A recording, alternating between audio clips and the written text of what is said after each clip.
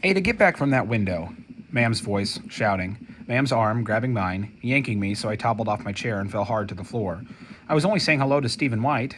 I knew better than to talk back, but sometimes my mouth was faster than my brain. I'd become a fighter that summer. Ma'am smacked me, hard. My head snapped back against the chair leg, and for a moment I saw stars.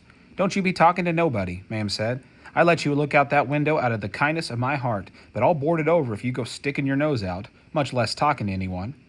Jamie's out there, I mumbled. And why shouldn't he be? Ma'am said. He ain't a cripple, not like you. I clamped my lips over what I might have said next and shook my head to clear it. Then I saw the smear of blood on the floor. Oh, mercy. I hadn't cleaned it all up this afternoon. If Ma'am saw it, she'd put two and two together, fast. Then I'd be in the soup for sure.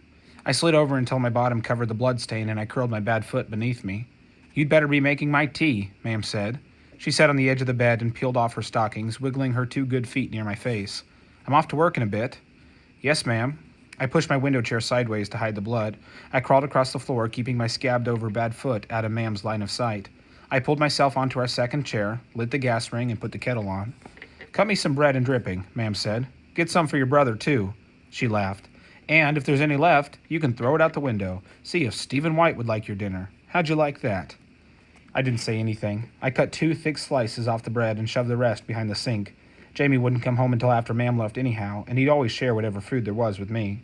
When the tea was ready, Ma'am came to get her mug. I see that look in your eyes, my girl, she said. Don't start thinking you can cross me. You're lucky I put up with you as it is. You've no idea how much worse things can be. I had poured myself a mug of tea, too. I took a deep swallow and felt the hot liquid scald a trail clear down to my gut.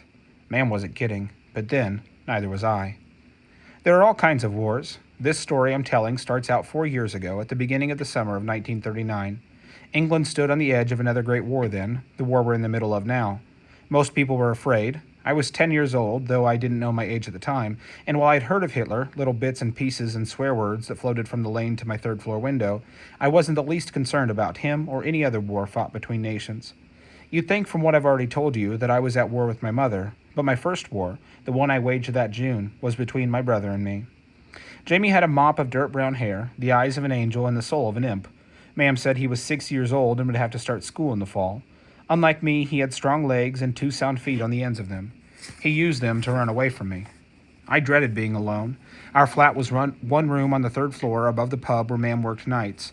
In the mornings, Ma'am slept late, and it was my job to get Jamie something to eat and keep him quiet until she was ready to wake up.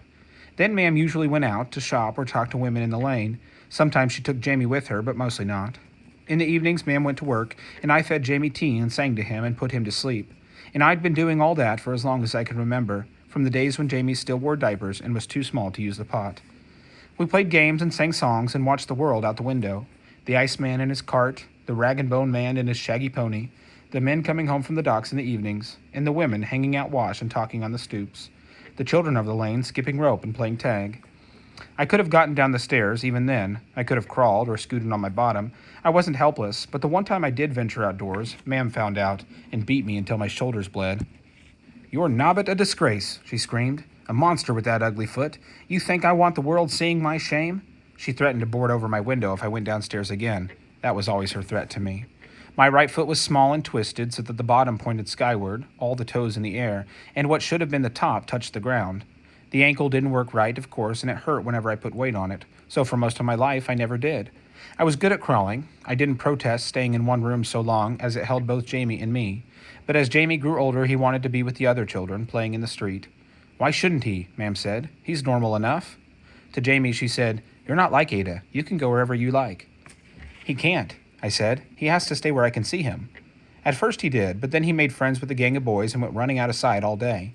He came home with stories about the docks on the River Thames where big ships unloaded cargo from around the world. He told me about trains and warehouses bigger than a whole block of flats. He'd seen St. Mary's, the church by whose bells I marked time. As the summer days grew longer, he stayed out later and later until he came home hours after Ma'am left. He was gone all the time, and Ma'am didn't care. My room was a prison. I could hardly bear the heat and the quiet and the emptiness. I tried everything to make Jamie stay. I barred the door so he couldn't get out, but he was already stronger than me. I begged and pleaded with Ma'am. I threatened Jamie, and then one hot day I tied his hands and his feet while he was sleeping. I would make him stay with me. Jamie woke up. He didn't scream or shout. He thrashed once, and then he lay, helpless, looking at me. Tears slid down his cheeks. I untied him as quickly as I could. I felt like a monster. He had a red mark on his wrist from where I'd pulled the string too tight. I won't do it again, I said. I promise, I'll never do that again. Still, his tears flowed. I understood. In all my life, I'd never hurt Jamie. I'd never hit him, not once. Now I'd become like Ma'am. I'll stay inside, he whispered. No, I said. No, you don't need to, but have some tea before you leave. I gave him a mug and a piece of bread and dripping. It was just the two of us that morning, Ma'am gone, I don't know where.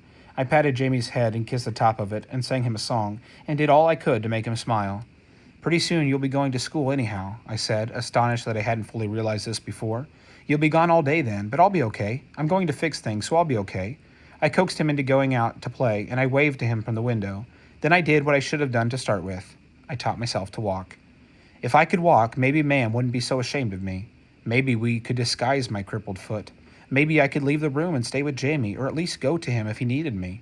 That's what happened, though not the way I thought it would. In the end, it was the combination of the two, the end of my little war against Jamie and the start of the big war, Hitler's war, that set me free.